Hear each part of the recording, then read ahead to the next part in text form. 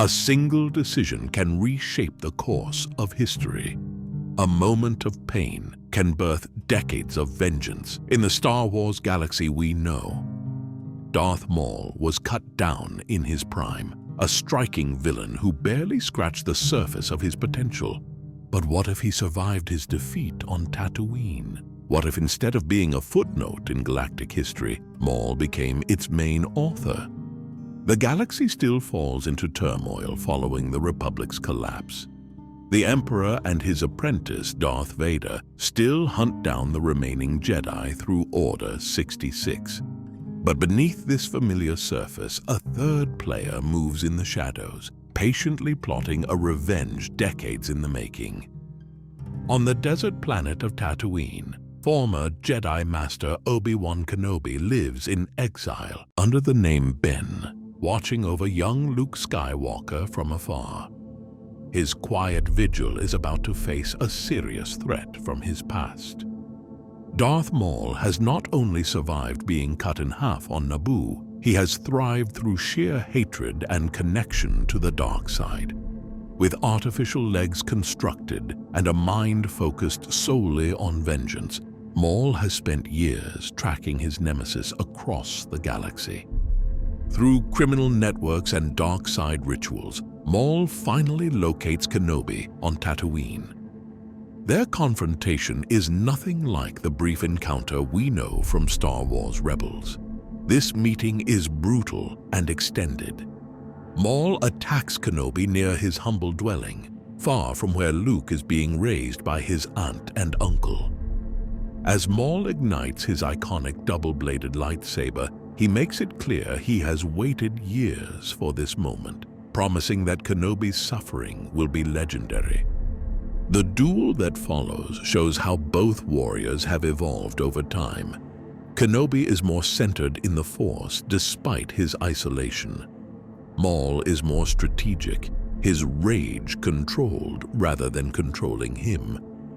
Their lightsabers paint streaks of red and blue across the darkening desert landscape, a deadly dance years in the making. Kenobi gains the upper hand, nearly delivering a fatal blow. He acknowledges that Maul's hatred has made him powerful, but also predictable. Unlike his quick defeat in the original timeline, Maul escapes by triggering explosives planted around the area as a backup plan. Badly wounded and humiliated once again, he retreats to his ship and flees Tatooine. This defeat breaks something fundamental in Maul. As he treats his wounds aboard his vessel, he reflects on his path. The Jedi continue to best him. The Sith abandoned him. There must be another path to power. This moment marks a crucial turning point. Maul realizes that his straightforward pursuit of revenge has repeatedly failed. He needs a new approach, something beyond the limitations of both Jedi and Sith philosophies. Meanwhile, Kenobi is deeply troubled by the encounter. He communicates with the spirit of his former master, Qui-Gon Jinn, expressing worry that Maul's presence might eventually lead the Empire to Luke. Qui-Gon offers a perspective that Kenobi hadn't considered. Perhaps this encounter serves the will of the Force. Maul's obsession with Kenobi may blind him to the larger picture and shield young Skywalker from the Emperor's attention. On Imperial Center, formerly known as Coruscant, Emperor Palpatine senses a disturbance in the Force. The rage of his former apprentice flares like a beacon, but Palpatine dismisses it as unimportant compared to his grand schemes. He tells Vader to let Maul pursue his petty vendettas. He will either die or eventually prove useful. Maul retreats to the ancient Sith world of Malachor, where ruins of an ancient Sith temple hold secrets of power beyond the rule of two. Among statues of forgotten Sith lords, he begins to formulate a long-term strategy that will reshape the galaxy. As he studies ancient texts, Maul concludes that the Jedi failed and the Sith betray their own. Both are fundamentally flawed. He vows to forge a new path, one that draws power from both light and dark, but is slave to neither, and he will outlast them all. Maul realizes that direct confrontation with the Empire would be futile now. Instead, he will build his strength in secret, gather allies, and wait for the inevitable conflict between the rebellion and the Empire to create opportunities he can exploit. In the ruins of Malachor, Maul kneels before a Sith holocron, its red glow reflecting in his yellow eyes. Patience has never been his virtue, but for vengeance against all who have wronged him, Kenobi, Sidious, the entire galaxy, he will learn it. The scene shifts to show a young rebel named Ezra Bridger, whose path will eventually cross with Maul's, and then to a young Han Solo in the Imperial Academy, hinting at connections that will form in the coming years as Maul's plans unfold from the shadows. For years following his defeat on Tatooine, Maul withdraws into the shadows, allowing the galaxy to believe he has perished or vanished.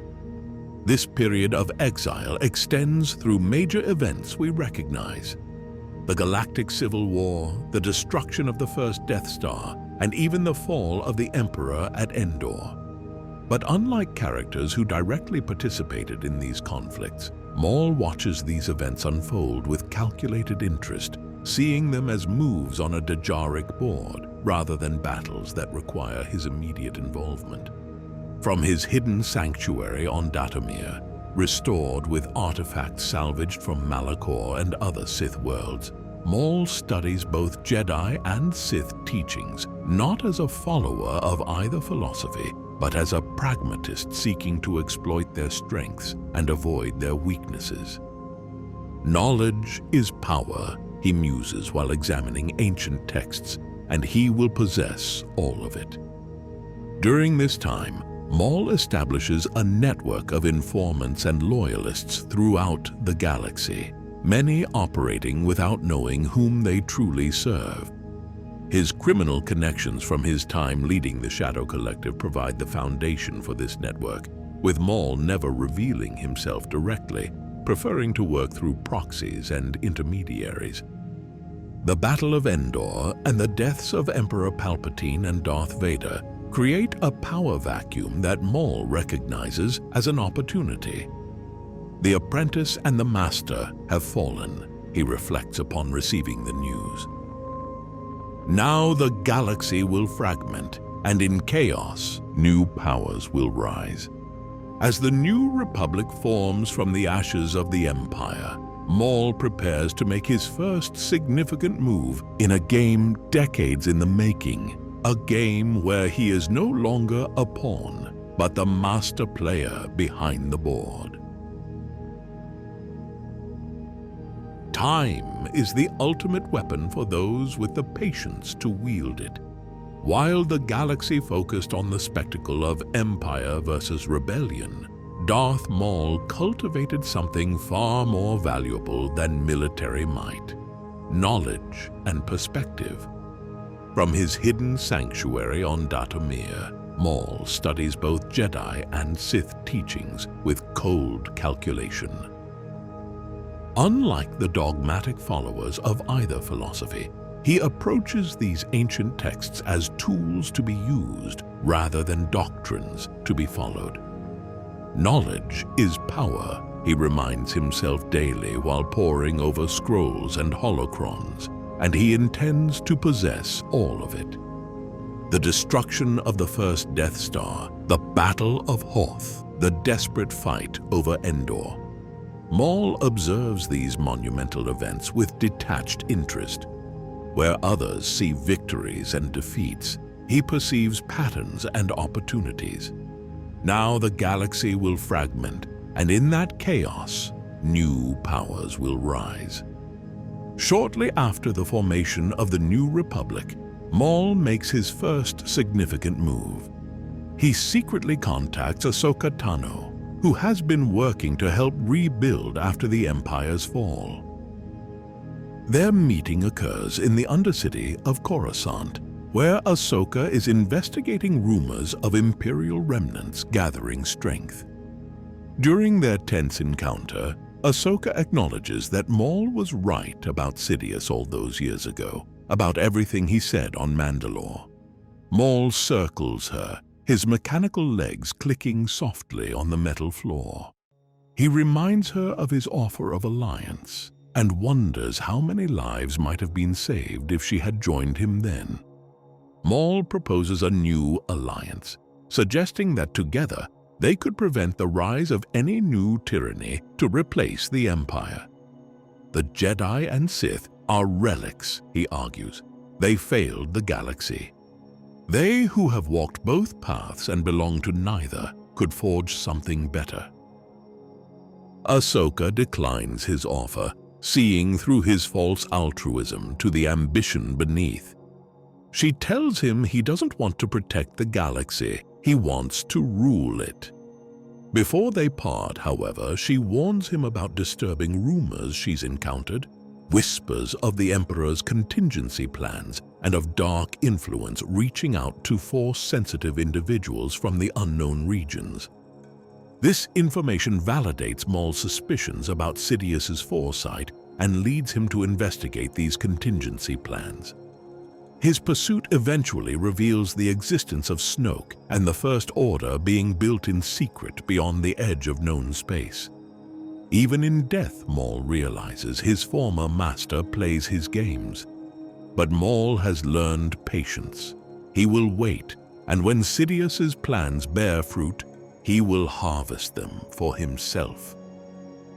During his investigations, Maul learns of Ben Solo, nephew of Luke Skywalker and grandson of Darth Vader. He recognizes the potential power in the Skywalker bloodline and begins to monitor the young man's training under Skywalker's fledgling Jedi Order. Maul discovers that Snoke has been influencing Ben Solo through the Force, planting seeds of doubt and darkness.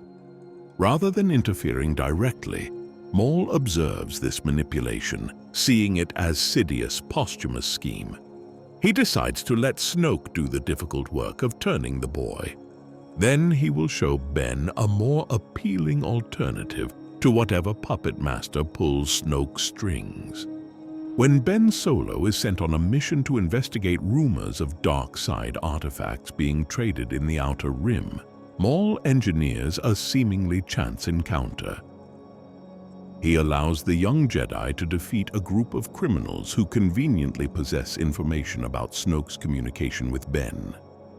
During their conversation after the fight, Maul carefully avoids revealing his identity while subtly suggesting that Snoke serves another master. He plants doubts about whether Luke Skywalker knows of these influences and is concealing them. He asks Ben to consider what his uncle is not telling him. This encounter occurs shortly before the fateful night when Luke, sensing the darkness growing in Ben, momentarily considers striking him down, the catalyst that in the original timeline drives Ben to become Kylo Ren. In this altered reality, Ben's mind is already primed by Maul's insinuations to interpret Luke's actions in the worst possible light. The confrontation between Luke and Ben plays out similarly to the original timeline, with Ben destroying the Jedi Temple and killing many students. However, instead of immediately fleeing to Snoke, the confused and traumatized Ben reaches out through the Force, and Maul answers. When they reunite, Maul tells Ben that his family has failed him. The Jedi have failed him. Even Snoke seeks only to use him as a tool. But Maul offers something different: knowledge without restraint, power without subservience. When Ben asks who Maul truly is, the former Sith reveals his identity and history, presenting himself as someone who understands betrayal by both Jedi and Sith. He shares his own story of abandonment by his master Sidious, drawing parallels between their experiences. The damaged young man finds understanding in Maul that he never received from Luke or his family. Ben kneels before Maul, not as a submissive apprentice, but as a partner in a new covenant. He declares that he will not call Maul master, and he rejects the name his parents gave him. Maul smiles, revealing sharp teeth. He names his new apprentice Darth Nexos, named for the connection between generations of power that flows through his veins. Together, they will create something neither Jedi nor Sith could ever have conceived. And so begins their journey across the galaxy to locations strong in both light and dark sides of the Force. Unlike traditional Sith training based on cruelty and competition, Maul adopts a more nuanced approach with his new apprentice, blending harsh lessons with genuine mentorship. Maul tells Nexos that his power serves a purpose beyond merely replacing him someday. This is not the bitter cycle of betrayal that defined the Sith for generations. This is something new, something that will outlast both Jedi and Sith. Their first destination is Dathomir, where Maul connects Nexos to the magics of the Night Sisters. Here, surrounded by green mist in ancient caverns, Maul explains that the Force is more complex than the Jedi taught him.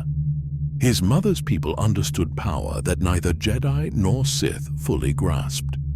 Under Maul's guidance, Nexos learns to channel his emotional turmoil into focused power rather than suppressing it or being consumed by it.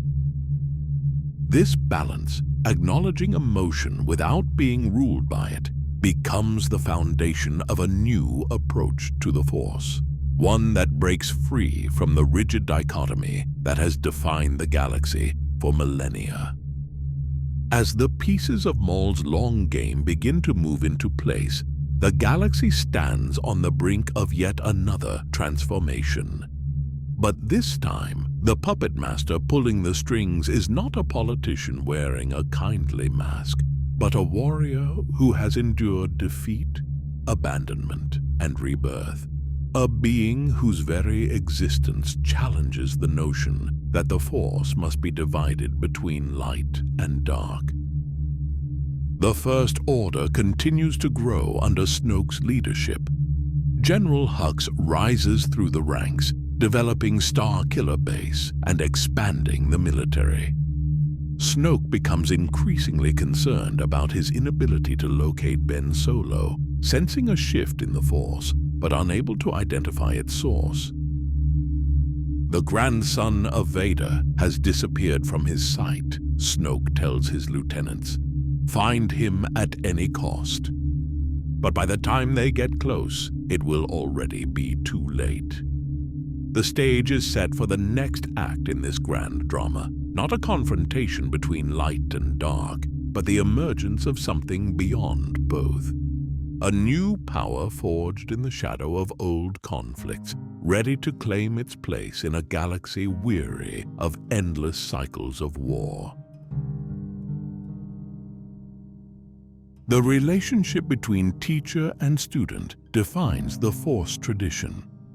From Yoda and Luke to Sidious and Vader, these bonds shape the fate of the galaxy. But the connection forming between Maul and his new apprentice follows a different path, one neither fully Sith nor Jedi. Maul and Darth Nexos begin a journey across the galaxy, visiting locations strong in both light and dark sides of the Force. Unlike traditional Sith training built on cruelty and competition, Maul adopts a more balanced approach, mixing harsh lessons with genuine guidance. Under Maul's guidance, Nexus learns to channel his emotional turmoil into focused power, rather than suppressing it or being consumed by it.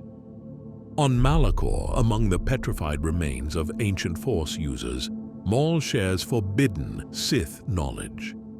Notice how their conflict ended, he says, gesturing to the frozen figures. Both sides destroyed.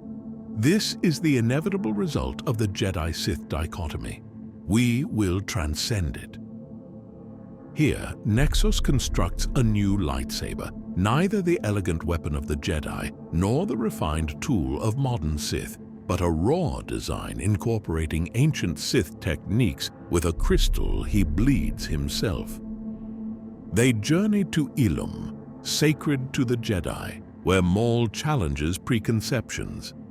The Jedi claimed sole ownership of this world, yet the crystals respond to all who understand the Force. Maul observes as they explore crystal caves the First Order hasn't yet discovered. Light, dark, these are political affiliations, not the true nature of power.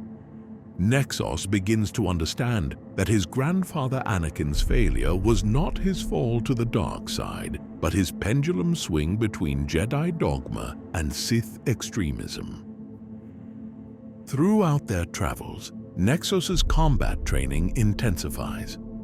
Maul teaches him forms unknown to the Jedi, ancient Sith techniques blended with the efficient brutality of Mandalorian warriors Maul once commanded.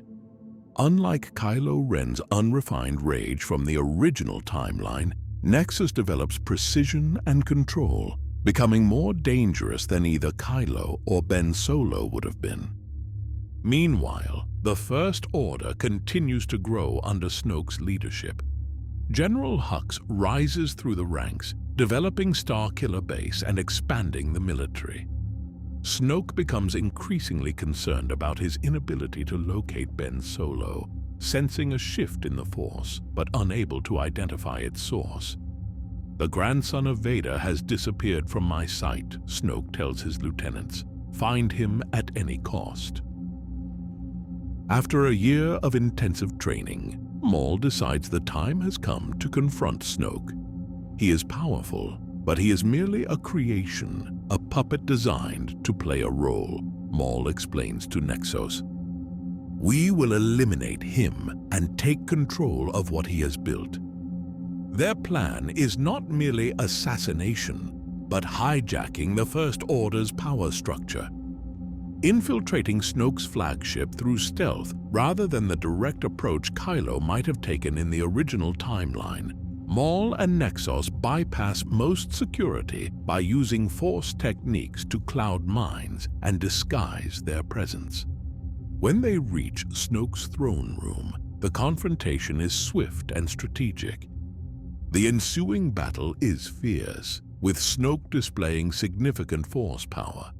But he faces two disciplined opponents working in perfect tandem. Before Snoke falls to their blades, Maul forcibly extracts information from his mind. The shock on Maul's face is evident as he learns the truth. Snoke has been merely a vessel, a creation of Palpatine who somehow survived or returned. Nexus, seeing Maul's reaction, delivers the killing blow to Snoke, severing his connection to whatever was controlling him. With Snoke dead, Maul and Nexus confront General Hux on the bridge of the flagship. Rather than killing him, Maul offers Hux a deal. "Continue your work building the First Order's military might. Acknowledge us as the new leadership, and you will have a place of prominence in the galaxy we create." Ambitious but pragmatic, Hux recognizes that resistance would be futile. Maul instructs Hux to spread propaganda that Snoke betrayed the First Order's ideals. "Tell your troops that Snoke was corrupted, that he planned to use them as sacrifices for some dark ritual," Maul suggests with a knowing smile. Not far from the truth, as it happens. This narrative allows for a smooth transition of power without destabilizing the military hierarchy. With the First Order now under their control, Maul and Nexus establish a triumvirate leadership with Hux, Maul as the strategic mastermind, Nexus as the military commander and enforcer, and Hux maintaining day-to-day operations. Unlike the dysfunctional leadership of the original timeline, this arrangement plays to each member's strengths. Unknown to Maul, news of the power shift within the First Order reaches Luke Skywalker through his network of contacts. Deeply meditating on these developments, Luke experiences a Force vision, revealing fragments of Palpatine's contingency plans and the existence of Rey. "The dark side clouds everything," Luke mutters as he emerges from meditation. "But one thing is clear. The girl must be found before they reach her." As our story continues, we see three key moments unfolding across the galaxy. Maul hunched over star charts of unknown regions where Palpatine's final signals originated. Luke Skywalker's X-Wing lifting off from his hidden temple as he races toward Jakku, and Rey, still a scavenger unaware of her importance, watching a First Order broadcast announcing their new leadership as Darth Maul addresses the galaxy for the first time in decades. Luke Skywalker arrives on Jakku just days before the First Order plans to capture Rey. Moving quietly through Nima Outpost, he watches the young scavenger from a distance, sensing her natural connection to the Force. Unlike the hermit we saw in the original timeline, this Luke takes action driven by his vision and the news of Maul's sudden rise to power. When First Order troops led by Nexos arrive seeking information about Rey, Luke steps in. The villagers witness a legendary Jedi Master in action as Luke single-handedly repels the attack, using the Force with precision that leaves even Nexos momentarily stunned. During their brief confrontation, Luke addresses his former student, calling him by his birth name. Nexus retreats with his forces, but not before a moment of recognition passes between him and Rey, who had joined the defense of the outpost. Their connection through the Force, a dyad, flares to life despite never having met, just as it did in the original timeline. This unexpected bond troubles them both. Luke approaches Rey afterward, revealing her importance and offering to train her. "The galaxy is in danger, and you have a role to play in saving it," he explains. Unlike the original timeline, Luke presents himself as her father, believing this deception necessary to protect her from Palpatine's legacy and to forge a stronger bond of trust quickly. Rey, having longed for her family, accepts Luke's story and agrees to leave Jakku with him. As they depart, she asks about the man who led the First Order troops. "He was once my student," Luke admits. "His name was Ben Solo." Now he calls himself Darth Nexos, following a path that destroyed his grandfather. Meanwhile, Nexos returns to Maul's flagship, conflicted about his encounter with his former master and the mysterious scavenger. "I felt something when I saw her," he tells Maul, "a connection I cannot explain." Maul's expression darkens with suspicion. "Describe it precisely," he demands, already formulating theories about Rey's true identity. The story shifts to the Resistance base, where General Leia Organa receives news of Luke's return with a young woman he claims is his daughter. Despite her doubts, Leia prepares to welcome them, hoping this development might help bring her son back from darkness. When Luke arrives with Rey at the Resistance base, Leia immediately senses the truth about Rey's lineage through the Force, but keeps this knowledge to herself. The siblings share a private moment where Luke explains his deception. She's Palpatine's granddaughter. If Maul discovers this, he'll either try to kill her or turn her, and with her power, either outcome would be catastrophic. Rey begins intensive training under Luke, who adopts a balanced approach that incorporates lessons from both his successes and failures. The Jedi of old were rigid, claiming ownership of the light, he tells her during meditation, but the Force belongs to no one tradition. What matters is how we use it. The First Order, now under Maul's leadership, operates differently than in the original timeline. Rather than focusing on superweapons like Starkiller Base, Maul employs more surgical precision, targeting key Republic worlds with specialized strike teams led by Knights of Ren, who have pledged loyalty to Maul and Nexos. These tactical strikes cripple Republic leadership and defense systems without galactic-scale destruction. Maul, having learned of Rey's existence and her training with Luke, becomes obsessed with capturing her. His analysts compile information about her scavenging skills on Jakku, her rapid adaptation to Force techniques, and her apparent connection to Nexos.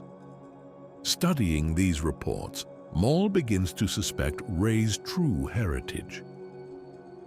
Skywalker is lying to everyone, including the girl, he tells Nexos. Her power has a different source. To test his theory, Maul orchestrates an attack on the Resistance base, but his true purpose is to observe Rey in combat. During the battle, he watches remotely as Rey instinctively uses Force lightning when cornered, an ability associated with Palpatine. As I suspected, Maul murmurs, she is his blood. Nexus leads the ground assault on the Resistance base, eventually confronting both Luke and Rey in the evacuation zone. The ensuing lightsaber duel showcases three distinct fighting styles: Luke's refined Jedi mastery, Rey's raw talent, and Nexus's hybrid techniques learned from Maul. During the combat, the Force connection between Rey and Nexus intensifies, allowing glimpses into each other's minds. Through this connection, Nexus discovers that Luke has been lying to Rey about her parentage. Seizing this opportunity during a momentary pause in their duel, he reveals the truth. He's not your father, Rey. Ask him who you really are. Ask him why he fears your power. Luke's expression of guilt confirms Nexos's words. As Resistance fighters complete their evacuation, Luke creates a diversion to allow Rey to escape, confronting Nexos alone.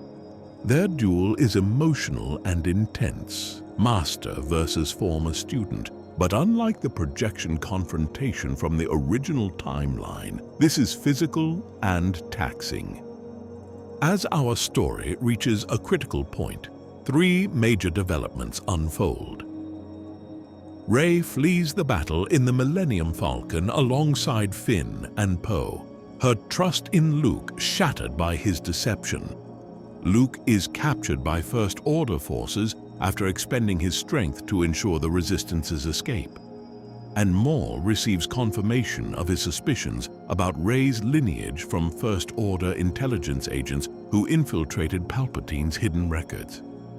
Sidious had a contingency even I did not foresee, Maul tells Nexos as they stand over the restrained Luke Skywalker. The girl is his granddaughter, heir to his power. She could be our greatest ally or our destruction. Luke, despite his captivity, responds defiantly. You understand nothing about Rey. Her heritage doesn't determine her destiny. Our final scene shows Rey alone in a compartment of the Millennium Falcon, attempting to meditate but disturbed by conflicting emotions. When she opens her eyes, she finds herself in a Force connection with Nexos. I know what it's like to be lied to by Luke Skywalker, he tells her. Let me show you the truth he's been hiding.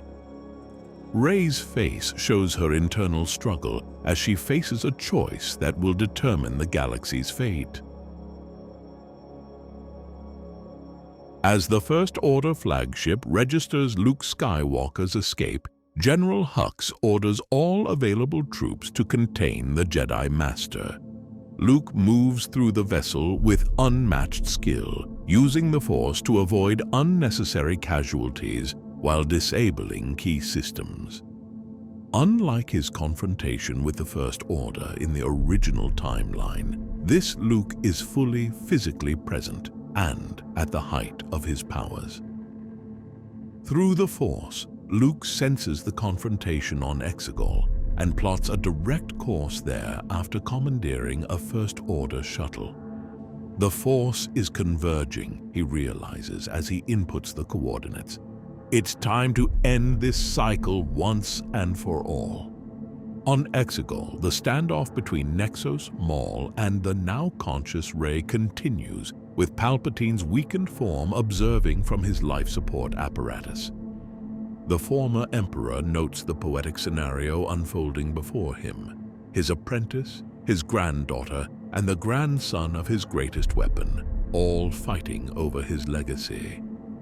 Maul attacks with calculated precision, driving Nexos back while attempting to position himself for a strike against Rey. He reminds Nexos that he trained him better than this. "She is Sidious reborn, can't you feel it?" Nexos defends both himself and Rey, replying that Maul taught him to see beyond simplistic divisions. If that was a lie, then everything was.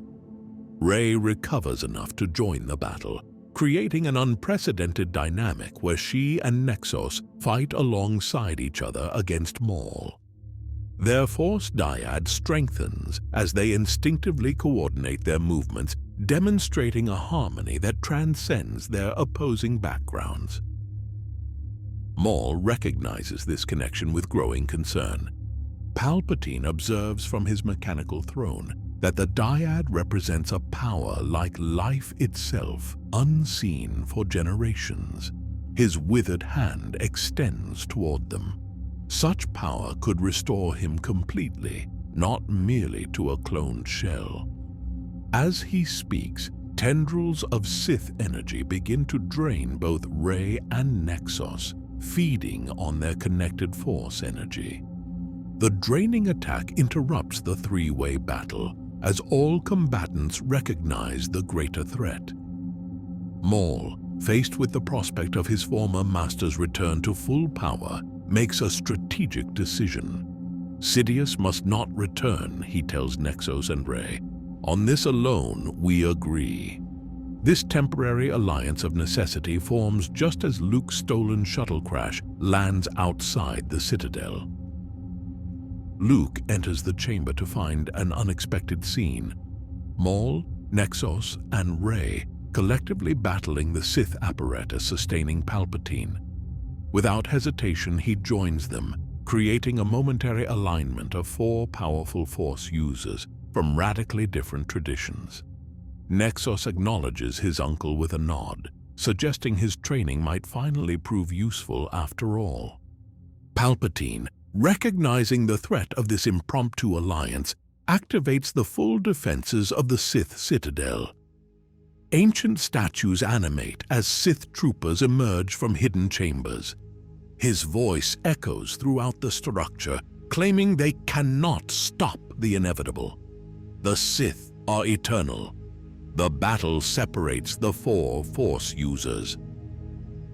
Luke confronts Palpatine directly, engaging his former enemy in a contest of Force power that illuminates the chamber with clashing energy. Rey and Nexos fight back-to-back against the Sith troopers, their dyad allowing them to anticipate each other's movements perfectly. Maul faces a Sith Eternal that has possessed the animated statue of Darth Bane, a symbolic confrontation between different generations of Sith philosophy. During a momentary lull, Maul shouts to Luke over the chaos that Sidious cannot be destroyed by a Jedi alone. It will take power your kind fears to use. Luke, recognizing the truth in Maul's words, makes a monumental decision. Perhaps it's time for the Jedi to evolve, he responds, channeling Force energy in a way he's never attempted before, drawing controlled power from both light and dark aspects of the Force. The tide begins to turn, but Maul, seeing an opportunity to eliminate both Palpatine and Luke in one stroke, betrays their temporary alliance. He launches a surprise attack against Luke from behind, driving his lightsaber through the Jedi Master's back, while Luke is focused on containing Palpatine's essence. Maul declares that the era of Jedi and Sith ends today. The future belongs to those who transcend these ancient divisions. Rey screams in anguish as she witnesses Luke's fall, unleashing a storm of Force lightning that drives Maul back but also damages the containment holding Palpatine. In the chaos, Nexus rushes to his uncle's side. Luke, dying but still conscious, places his hand on his nephew's shoulder. He calls him Ben, using his original name. He admits he was wrong to fear his power.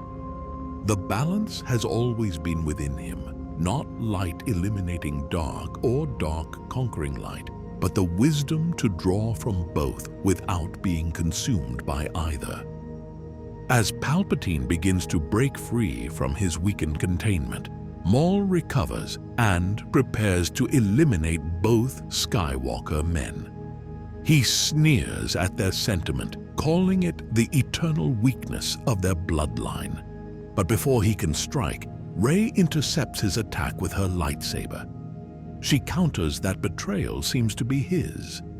The final confrontation reaches its climax as Palpatine emerges from his containment, drawing power from the ancient Sith technology of Exegol to temporarily restore his form.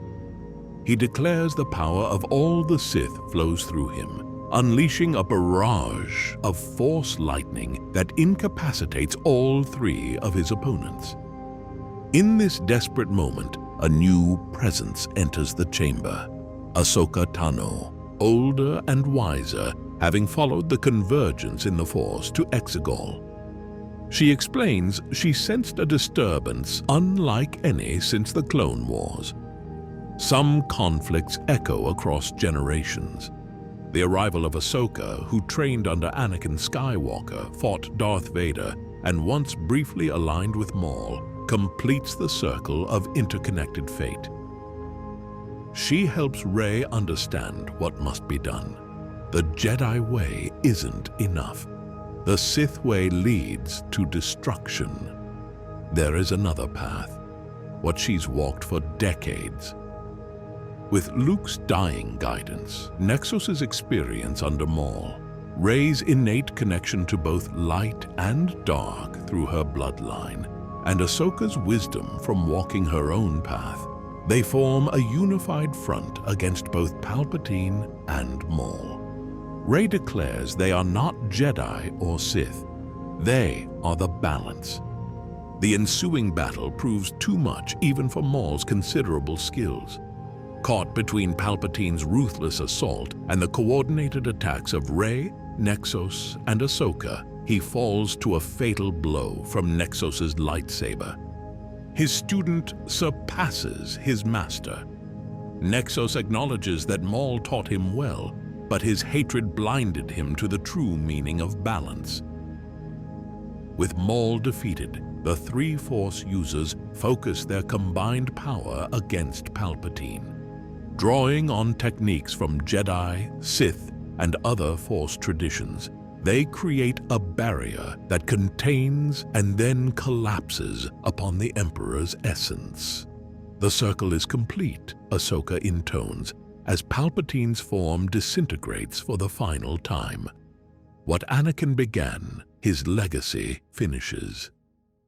In the aftermath, Luke becomes one with the Force, his body fading as he achieves the complete transformation that Qui-Gon Jinn first discovered generations earlier. His last guidance to the survivors is that the Force doesn't belong to the Jedi or the Sith. It belongs to all living things. Remember this and build something new from the ashes of our failures. Months later, on the planet Mortis, a world strong in both light and dark aspects of the Force, Rey, Nexus, who has reclaimed his identity as Ben Solo, and Ahsoka establish the foundations of a new Force tradition. Ahsoka explains to the first students they've gathered that they are not gray Jedi, for that implies a dilution. Rather, they embrace the fullness of the Force, its light, its shadow, and all the colors between. The Temple of Balance they construct incorporates elements from across the galaxy. Jedi wisdom, Sith passion harnessed and controlled, Night Sister connection to the living world, and Ahsoka's decades of independent insight. Students learn to acknowledge their emotions without being ruled by them, to seek power without becoming corrupted by it, and to find personal harmony that reflects the balance of the cosmos. Rey and Ben Solo stand on a cliff overlooking their new academy, the children of the two most powerful Force dynasties now united in purpose. Rey reflects that her grandfather tried to cheat death because he feared losing what he loved. Ben's grandfather fell to darkness, trying to save what he loved. But they've learned there's a middle path. Ben nods, the legacy of Anakin Skywalker, finally finding peace through him, not by rejecting attachment or by being consumed by it, but by accepting that all things, love, life, power, flow through the Force and return to it. Behind them, Ahsoka watches with approval as Force ghosts momentarily appear on the horizon. Luke, Anakin, Qui-Gon, and others. Witnesses to the dawn of a new era where balance truly means harmony, not merely the absence of opposition. Ahsoka observes that the Skywalker legacy and the Palpatine power, once locked in eternal conflict, are now united in balance. Perhaps this is what the prophecy truly meant all along. As the twin suns set on their new beginning, the Force itself seems to resonate with approval. The cycle of endless conflict finally broken, replaced by a more nuanced understanding that embraces the full spectrum of existence. The story of Darth Maul, once a simple weapon of the Sith, evolved into something far more complex. His journey from discarded apprentice to visionary leader to fallen master helped birth a new understanding of the Force itself. In seeking to transcend the limitations of Jedi and Sith, he inadvertently created the conditions for true balance to emerge, though not in the way he intended. And in this new beginning, the Force finds its balance not through the destruction of one side or the dominance of another, but through the wisdom to recognize that light and dark exist within all beings. The choice is not which path to walk, but how to walk it. With this understanding, a new chapter in the galaxy begins, one where the mistakes of the past need not define the possibilities of the future.